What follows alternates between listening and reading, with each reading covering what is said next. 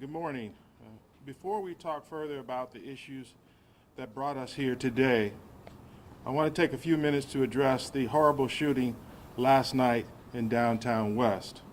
Last night, dozens of mourners were gathered in a vigil for another victim of violence. Around 8:40 p.m., a black SUV drove past and fired shots into the crowd, leaving one dead and several wounded. Any life taken by violence is a tragedy. What's particularly egregious is these individuals were targeted in mourning. Perpetuating a cycle of violence these individuals were praying would end. As a city, our hearts go out to the victims and their loved ones. We know there's no magic solution to fixing the violence that is plaguing our city. And our state's lax gun laws make it easy for weapons to fall into the wrong hands. It will take partnerships from groups across both downtown and other neighborhoods to improve public safety throughout the city. It will take partnerships to improve public safety. This means we will need community members and we will need law enforcement to play a role. Only by engaging people in the community can we address this violence. With that, I will have Major Dace address what has brought us here today.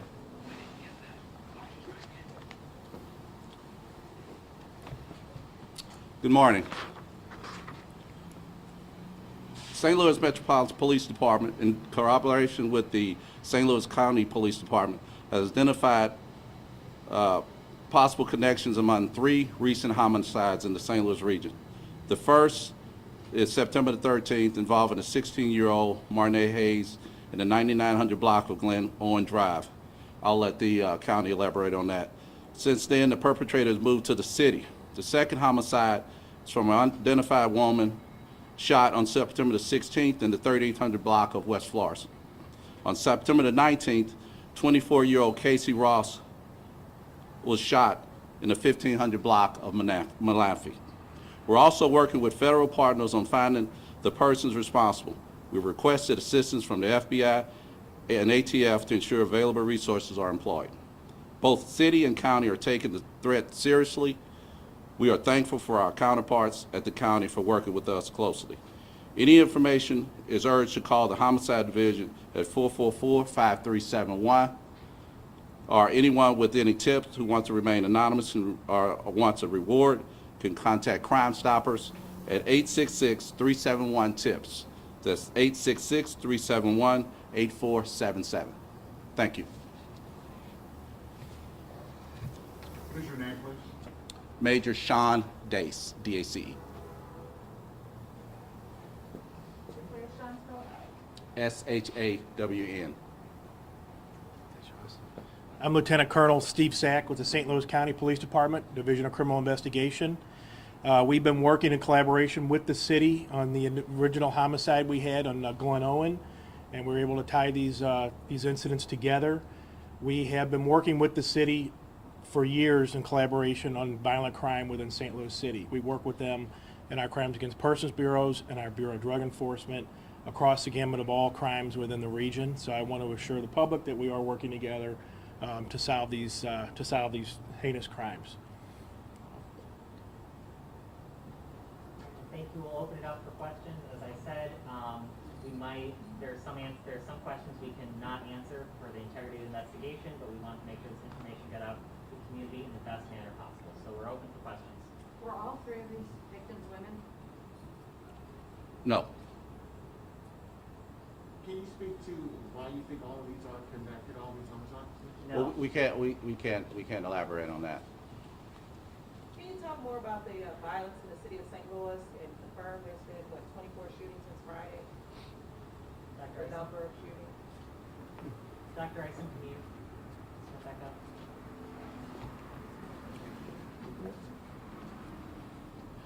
Yes, there have been several shootings in the past 5 days here in the city of St. Louis and numerous homicides. What I'll say to the public is what we're doing here today. We are working every day, trying to identify who's responsible, looking at patterns, working with partners, And this is a part of that effort. The police department trying to work with the community to get information about not only these, but any other incident that have happened over the course of the weekend or the past 5 days. So what I'll say to the public is that we are working on every case. Every case is important to us, and we certainly need the public's help in trying to not only slow this down and stop it, but also to hold people accountable and responsible who are the perpetrators. Dr. Eisen, two questions. The killing that happened on Sunday night into Monday morning, was that person intervening during car break-ins? That is what we think right now. Is Yes. there any chance that was the person that was breaking into the cars? No, we don't have any information that that is the case. Okay. Secondly, I'm sorry. it's okay. Can you talk about why you think there's such an uptick? Especially since you're all working together now and there seems to be more force, more officers out there. What do you attribute it to? Well, we'd really have to go through point by point to discuss the details of each incident.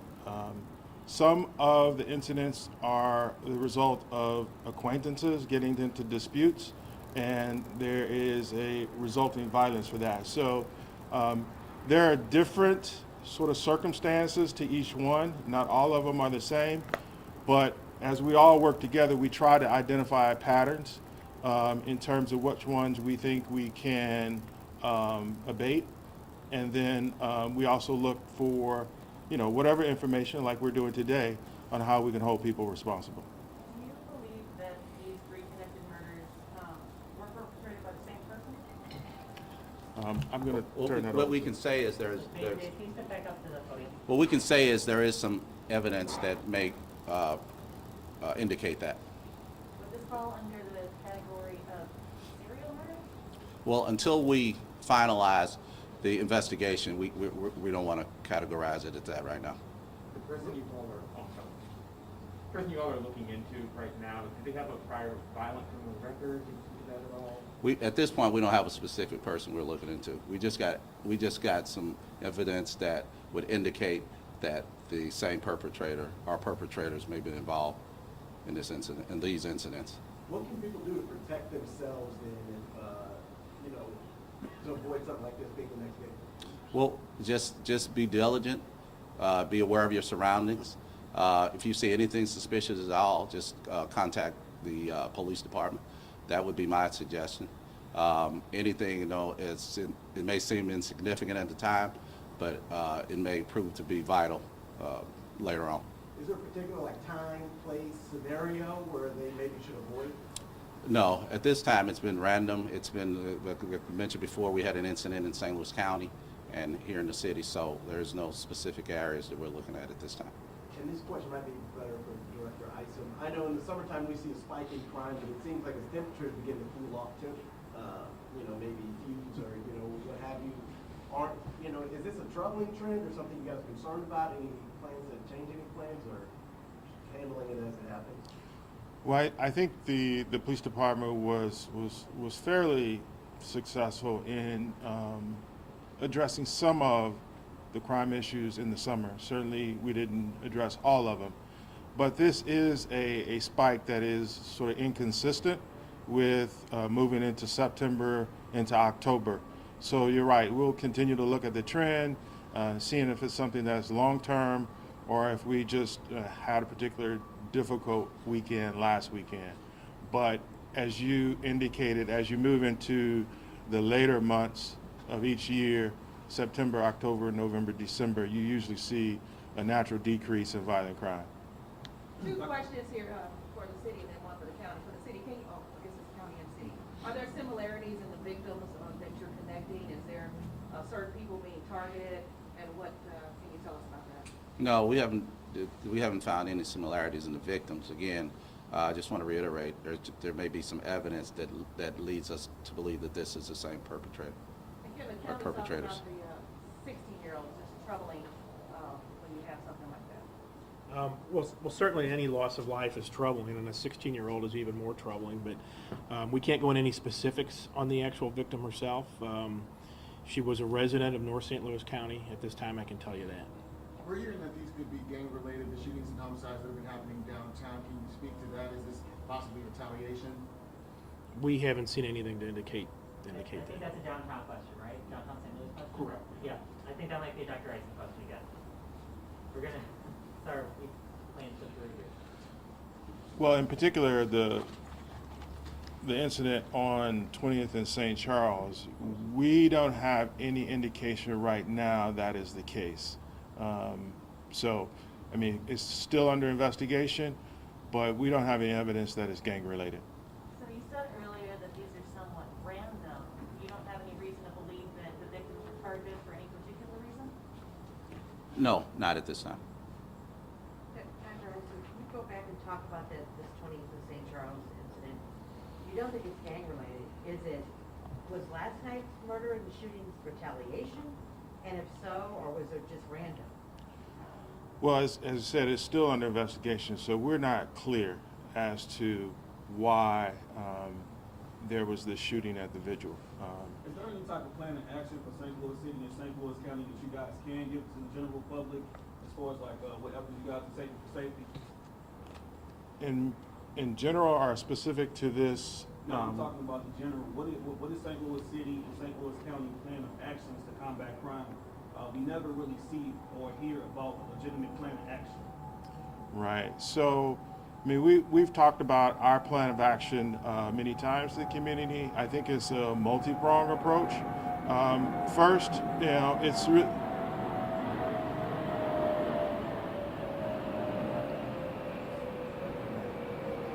so I think both police departments take a intelligence-driven approach. That means looking at data, what's happening in the community, both from incidents that occur, but also from information from the public, like what we're doing today, trying to ask for information about what's happening in your community.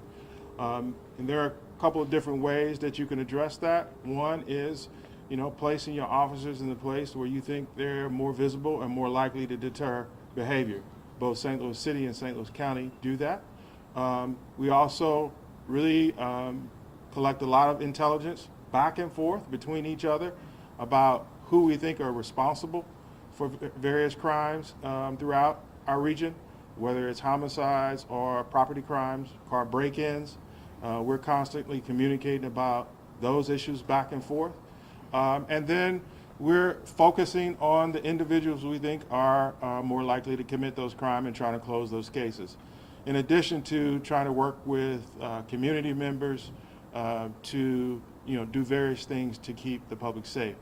So I think both police departments, speaking a little bit for St. Louis County as well, employ the same strategies, and we're constantly talking back and forth about incidents that are happening throughout the region, along with other municipalities in St. Louis County. All right, one more. Dr. Eisen, the last, you mentioned that to have these kind of homicide events this late in the year is somewhat unusual. Last year, 2020, was a very high homicide year. It was also kind of unusual, and that included, you know, homicides late in the year where you would see those numbers going down. What are you seeing big picture in terms of these last 2 years, which have really seen these sort of mass homicide cases, or pushing the numbers up further than you would see? What lessons are you seeing, and is this more the normal that we should be expecting kind of going forward in St. Louis City? Well, I pray it's not the normal. I think over the course of the last 4 months, the police department has been pretty successful in turning that trend around from the last 2 or 3 years. But this month, and in particular the last couple of weeks, have been pretty bad. And so, I mean, we're just kind of looking at what we've done the past 4 months and seeing if we need to adjust that, and looking at what we need to do going forward, both in October, November, and December. So it's a process. It's always adjusting and looking at the patterns and seeing what we could do to stop it or slow it down. All right, thanks everyone.